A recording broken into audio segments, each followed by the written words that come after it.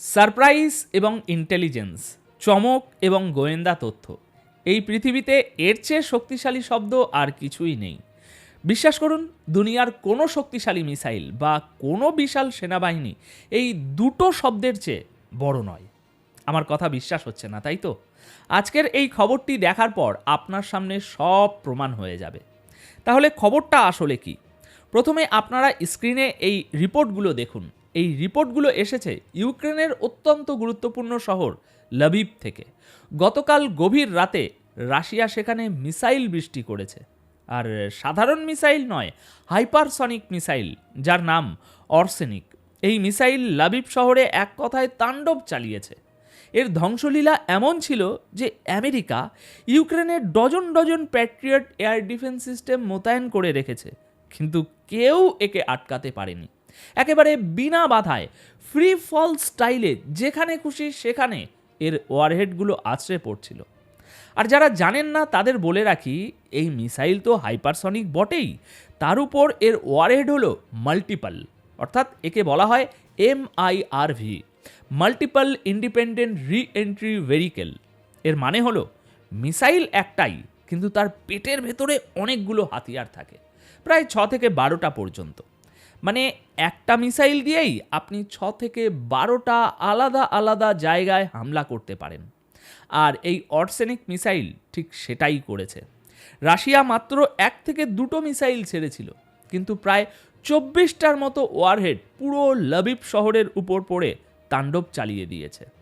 এখন যারা বুঝতে পারছেন না এটা কত বড় খবর, তাদের বলি, আজকের তারিখে লবিব হলো ইউক্রেন যুদ্ধের একেবারে সেন্টার পয়েন্ট। কেন বলছি এ কথা? কারণ প্রথমত এটা পোল্যান্ডের রাজধানীর খুব কাছে, অর্থাৎ ইউরোপের একদম কাছে। যুদ্ধের যত রণকৌশল সব এখানেই তৈরি হয়। আমেরিকার যত সেনা অফিসার ইউক্রেনের সেনাকে ট্রেনিং দেয় সেটা এই লবিব শহরেই হয়। বিদেশ থেকে যত অস্ত্র আসে সব প্রথমে লবিবে পৌঁছায়, তারপর ফ্রন্ট লাইনে পাঠানো হয়। তাই লবিবকে ইউক্রেনের অলিখিত রাজধানী বলা হয়। অর্থাৎ কিভে যে কাজ হতো এখন সব লবিবে হচ্ছে। তাই লবিবে হামলা একটা বিরাট সিগনিফিক্যান্ট ঘটনা। কিন্তু আপনারা শুনলে অবাক হবেন যে এত বড় হামলা হলো, এত আধুনিক মিসাইল ব্যবহার হলো, আমেরিকার সব ডিফেন্স সিস্টেম ফেল করলো, তবুও ইউক্রেনের তেমন কোনো ক্ষতিই হয়নি, একদম নামমাত্র ক্ষতি। ধরে নিন রাশিয়া শুধু খালি বিল্ডিংগুলোতে বোমা মেরেছে। আর এই যুদ্ধটা যে এত লম্বা সময় ধরে চলছে তার কারণও এটাই। রাশিয়া হামলা করে, ভয়ঙ্কর সব অস্ত্র দিয়ে তাণ্ডব চালায়, কিন্তু ইউক্রেনের আসল ক্ষতি তেমন কিছুই হয় না। দেখুন, এর পেছনে দুটোই কারণ আছে। 1, সারপ্রাইজ, আর 2, ইন্টেলিজেন্স। আচ্ছা, এই হামলার উদাহরণ দিয়েই ব্যাপারটা বুঝিয়ে বলি। স্ক্রিনে দেখুন, কাল রাতে হামলা হয়েছে, কিন্তু এই হামলার 24 ঘন্টা আগেই আমেরিকা ইউক্রেনকে জানিয়ে দিয়েছিল যে লবিবে যা কিছু গুরুত্বপূর্ণ জিনিস আছে সব মাটির তলায় লুকিয়ে ফেলো, কারণ তোমাদের উপর মিসাইল স্ট্রাইক হতে চলেছে এবং সেটা খুব বড় মাপের হবে। শুধু তাই নয়, হামলার 12 ঘন্টা আগে আমেরিকা সারা দুনিয়ার সামনে ব্যাপারটা ফাঁস করে দিয়েছিল। স্ক্রিনে দেখুন, সোশ্যাল মিডিয়ার হ্যান্ডেলগুলো টুইট করা শুরু করে দিয়েছিল যে রাশিয়া ইউক্রেনের লবিব শহরে একটা মেগা মিসাইল স্ট্রাইক করতে যাচ্ছে।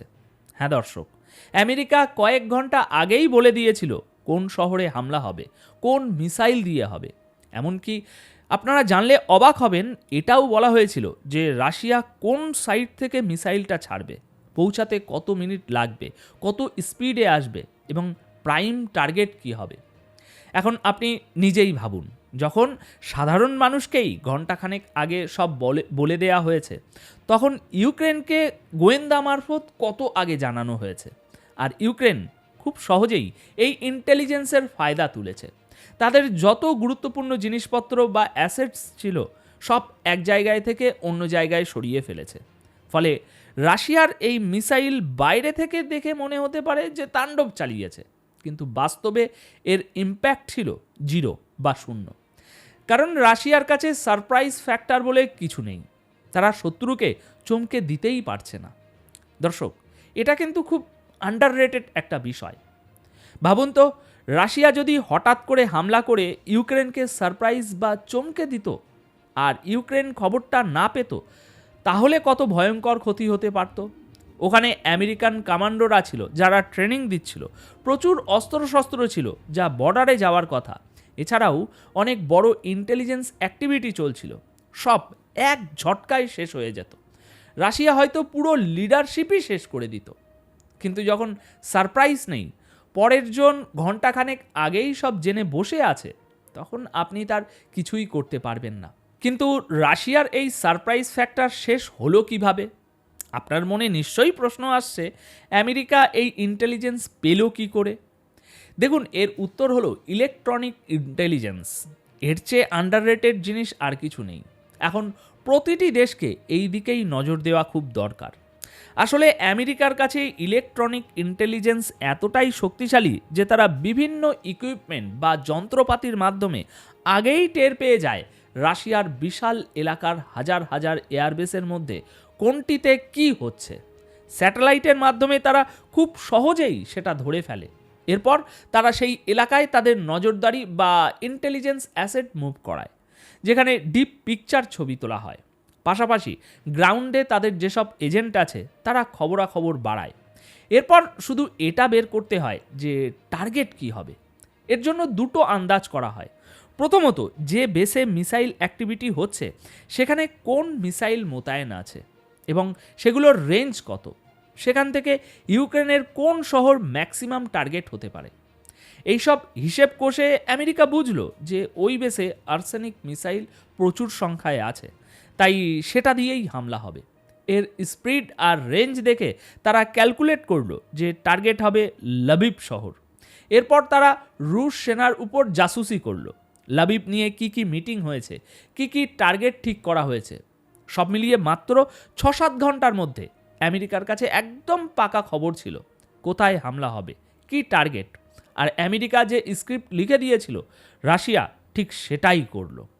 অর্থাৎ সারপ্রাইজের নামে কোনো জিনিসই ছিল না, আর এই সারপ্রাইজকে শেষ করেছে ইন্টেলিজেন্স। তাই আমি বলছি, এই দুটো জিনিসের চেয়ে পাওয়ারফুল আর কিছু নেই। বিশ্বাস করুন, রাশিয়ার কাছে যদি সারপ্রাইজ বা ইন্টেলিজেন্সের মধ্যে কোনো একটাও শক্তিশালী হতো, তবে এই যুদ্ধ 4 বছর ধরে চলতো না। আজ নিয়ে 1450 দিন হতে চলল এই যুদ্ধের। জি হ্যাঁ, 1450 দিন। বিশ্বের দ্বিতীয় শক্তিশালী সেনা হয়েও রাশিয়া এটা শেষ করতে পারছে না। কেন জানেন? কারণ তাদের হাতে এই দুটো শক্তিশালী হাতিয়ার নেই, তাই এত সময় লাগছে। দর্শক, আজকের এই পুরো ঘটনাটা যদি এক লাইনে বলতে হয়, তাহলে বলতে হবে, যুদ্ধে এখন শক্তি নয়, বুদ্ধিই শেষ কথা। রাশিয়ার কাছে মিসাইল আছে, সেনা আছে, শক্তি আছে, কিন্তু নেই সারপ্রাইজ। আর যেখানে সারপ্রাইজ নেই, সেখানে যুদ্ধ শুধু সময় নষ্ট করে। আর আমেরিকা কি করেছে? তারা যুদ্ধ করেনি, তারা কেবল হিসেব কষেছে, সিগন্যাল শুনেছে, স্যাটেলাইট দেখেছে, আর শত্রুর মাথার ভিতরে ঢুকে পড়েছে। তাই আজ 1450 দিন পরেও বিশ্বের দ্বিতীয় শক্তিশালী সেনাবাহিনী একটা ছোট্ট দেশের সাথে যুদ্ধ শেষ করতে পারছে না। দর্শক, এখানেই ভূ রাজনীতির সবচেয়ে বড় শিক্ষা। যার কাছে তথ্য আছে তার কাছে সময় আছে, আর যার কাছে সময় আছে শেষ হাসিটাও তারই। আমরা বা আমাদের মতো দেশগুলো আজও মনে করি যুদ্ধ মানেই হলো কার কাছে কতগুলো ট্যাঙ্ক আছে বা কার মিসাইল কত দূরে যায়। কিন্তু ইউক্রেনের এই ঘটনা আমাদের চোখে আঙুল দিয়ে দেখিয়ে দিল, একবিংশ শতাব্দীর যুদ্ধ লোহা দিয়ে নয়, লড়া হবে ডেটা বা তথ্য দিয়ে। রাশিয়ার মতো সুপার পাওয়ার আজ ধুঁকছে, কারণ তাদের পেশি শক্তি আছে, কিন্তু তাদের স্নায়ু বা নার্ভ হয়তো ভোঁতা হয়ে গেছে। আমেরিকা আজ ইউক্রেনে বসে প্রমাণ করে দিল যে আপনি যদি শত্রুর মনের খবর আগে থেকেই জানেন, তবে তার পারমাণবিক হুঙ্কারও আপনার কাছে কেবলই আতশবাজি হবে। কারণ মনে রাখবেন, আগামী দিনের বিশ্বযুদ্ধে তারাই জিতবে যারা অদৃশ্য থেকে দৃশ্যমান শত্রুকে ঘায়েল করতে পারবে। এখন আমার এই জিওপলিটিক্যাল বিশ্লেষণটি নিয়ে আপনার কি মতামত? আপনি কি মনে করেন? কমেন্ট বক্সে আপনার মতামত জানান। দেখা হচ্ছে পরের প্রতিবেদনে আরও কোনো গভীর বিশ্লেষণ নিয়ে।